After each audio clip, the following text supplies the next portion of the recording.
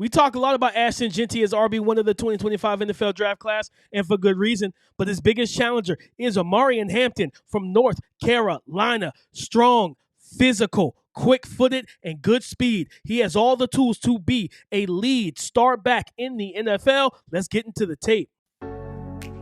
You are now locked into the Scouting Room, the home of authentic, fun, and unfiltered NFL and college football content. We will bring you film breakdown and analysis, hot topic discussions, and in-depth NFL draft prospects. The best place for it all. So sit down, have a drink, and let's talk football in the Scouting Room. Omarion Hampton had a big-time game against Wake Forest this past weekend. 35 carries, 244 yards rushing, and a rushing touchdown. And we're going to kind of go over some plays here. And you're going to see this is basically a draw play. You're going to have the right guard kind of tandem block, then climb up to the second level. You have the left guard climb up to the second level. You have a nose or a zero tech right head up on the center. And just, again, it's a draw play. Really allow guys to get into their lanes and their leverage. In terms of defensively in the defensive line, you see the surge created on the inside gap of the inside A gap by the zero tech with the center.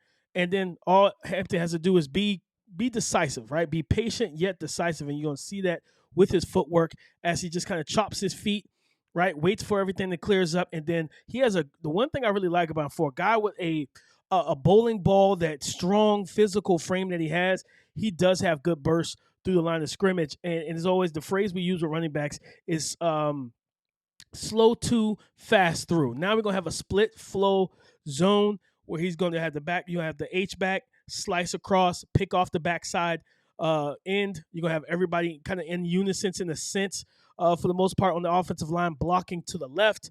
And you just allow your guy to just read it, right? And again, the patience, the trust in his burst, and the ability to read leverage. Some running backs are dead to rights right here, guys. Let's be honest. Some running backs are caught right here by this interior defensive lineman, this big body guy who's able to cross face and get into the gap and into the lane. But that's one thing I like about, Omarion Hampton, is his ability to then change the levels. Look, quick, efficient footwork. Now he's already gotten past that guy, and now you get into open field, put a little bit of a move on the upfield safety. We call that, read and cut, right? See where his leverage is, see where his body weight is. Let's rewind that a little bit. See where his leverage and body weight is as a defender. Where is he leaning? Right now, he's trying to gear down, and most of his weight, like, he's got inside leverage. So you give him a little two-step, and if he just had if he had a little bit more speed in this situation, probably would have outran that guy. Now you're going to have just another run up the middle. The best plays for Omarion Hampton, he plays his best ball when he's working up the middle. Another split flow kind of zone look where you're going to have that H-back tight end. In this case, instead of just picking off the backside, like edge rusher, that typically that's what they do. They leave the backside edge rusher unblocked, and everybody else climbs and everything like that. And you use that tight end and hope and praise that he gets there and makes a good block. In this situation, he kind of leads Omarion Hampton up the lane, right? Again, the interior defensive line, they're getting shedded pretty quickly, but look at the block by the H-back, and then I believe that's the center. Being able to double team here and just give your running back some room to work, man. When you got an efficient footwork artist and in the backfield, you just need to give him some room to work. You got that linebacker peeling down, triggering down, you double team him. Now he gets to plant and just go upfield, get square. When his shoulders are square and he's able to lean forward, he's hard to bring down on first contact. Now, just a kind of an off tackle, right? Kind of off tackle play here where they're going to seal. They're going to get a seal here, reach block by that right tackle. He reaches that defensive end, turns him, torques him, right? Get that full torque and turn, seals him off. Good job by number 6, sealing that second level defender. Now it's just all about, hey, Omarion, can you make the unblocked defender miss? Well, he makes 2 of them miss, right? Just stopping, going, another, spiel, string together, cuts for a bigger back. That's impressive, man. Then watch it again.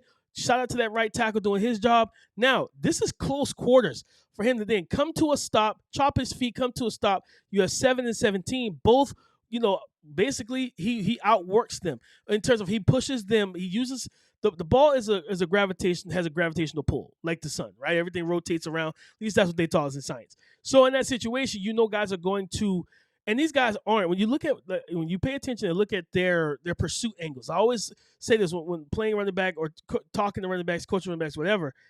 Read the shoulders. The shoulders aren't square to you. They're square to the sideline. So when they're square to the sideline, you can cut back across the grain, across their face. Look at both of them.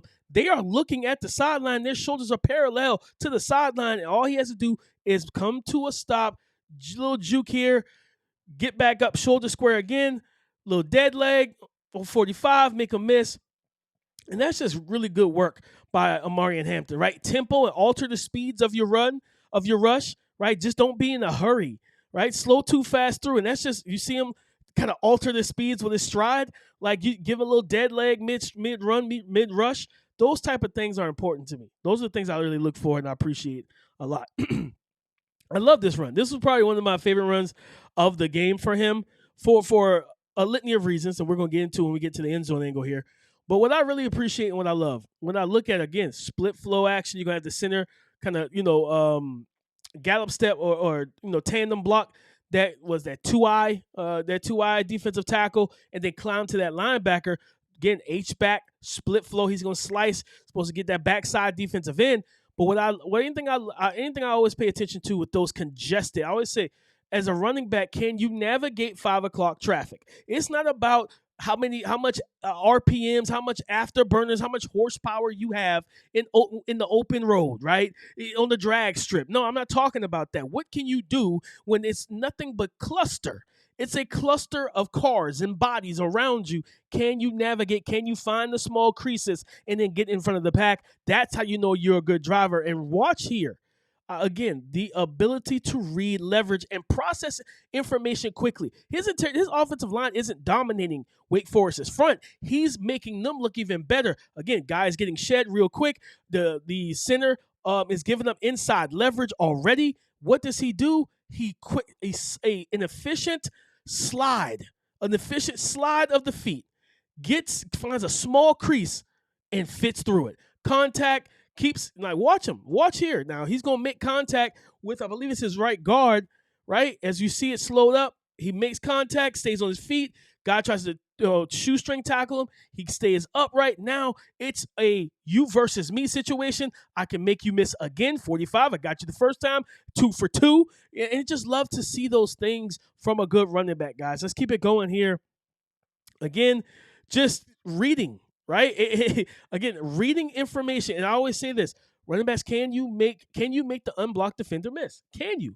And when you can, that's how you make everything better. So you're going to have a duo block. And what this looks like to me is inside zone or version of duo. It's run differently by different colleges, honestly. And he's reading. Now you got 45 yet again. This 3 for 3 at this point. You know what I mean? He's Steph Currying out here in terms of Omarion Hampton. 3 for 3. You get matched up one-on-one with 45, dead leg, stiff arm, and you get to the outside. You win the outside leverage and perimeter, and now you just get as many yards as possible, get out of bounds, save your body. But again, 45, you are the unblocked defender. Running backs, make the unblocked defender miss. He presses, he plants, stiff arms, and he gets free. Those are the things you like to see from your number one running back. Number one running back who has only hasn't rushed for 100 yards once this season, and that's because he got hurt in this game. Love the pin. They ran some pin pull action in here. Offensive line did a good job with it. You're going to kind of see that here. Pin pull, GT kind of counter or GT toss, probably with the crack, GT toss crack. Yep, that's exactly what it is. And now you're going to have, 2 lead blockers, and he just easily, right? He has good bursts to win on the outside, right? On those toss sweeps, those pitch plays to get the edge. And once he secures the edge and he gets up to full speed, now you got to ask yourself as a DB, am I going to make this tackle one-on-one? Another little, quick little toss, right? You got the short motion here. little toss with the pull, and sometimes you get what's blocked. Some guys can get what's blocked. Some guys can get more than what's blocked, and that's what you see here. Like it's this should be he should be dead to rights here. You got 3 defenders, 1 blocker, and 1 running back. How does this play not goes from here to him basically getting almost an extra 5, almost 6 yards before the cavalry comes in and punches it in and helps push him for extra yardage. And this touchdown run is just, I want it more than you. I'm stronger than you. I'm me. Like, I'm him. This is that touchdown run. I'm him. Look at him. 45. Somebody check on 45. Like, 45 has gone through it today. You know what I mean? He's gone through it. He went through it in this game. Watch the hurdle over the line of scrimmage, over the pile of bodies, the blockers, the defensive line. The D-line tries to submarine take out the legs of the O-line, and all he says is, that's perfect for me. This isn't goal line, but I'm going to treat it as such. You see him jump over the line of scrimmage, jump over the bodies of 3, so there's probably 900 pounds of men on the ground. He jumps over that sea of bodies, and 45 is there to catch him, and then there to get pushed back. And the leg drive. First of all, the contact balance as well, guys. The contact balance as well. Look at it. He catches him midair. And Omarion Hampton still says, don't care. I'm getting in the end zone. And that's what you love to see from your number 1 running back. Okay, family, you already know that's the breakdown of North Carolina running back Omarion Hampton after his big-time performance against Wake Forest in Week 12 of the college football season last weekend. Guys, I hope 3 things. Hopefully, I entertained you. I earned your like, your comment. One more thing, your subscription, or one more thing, go and not just subscribe, but hit the bell notification. Continue to tap in with the scouting room. I have an Anthony Richardson breakdown coming up on tomorrow. Big time game coming off of him being benched by the Colts a couple weeks ago. What was AR able to do against a Jets defense that is still supremely talented, one of the better defenses in the league? We're going to talk about that on tomorrow. But guys, you already know, stay tuned with your boy here at the Scouting Room.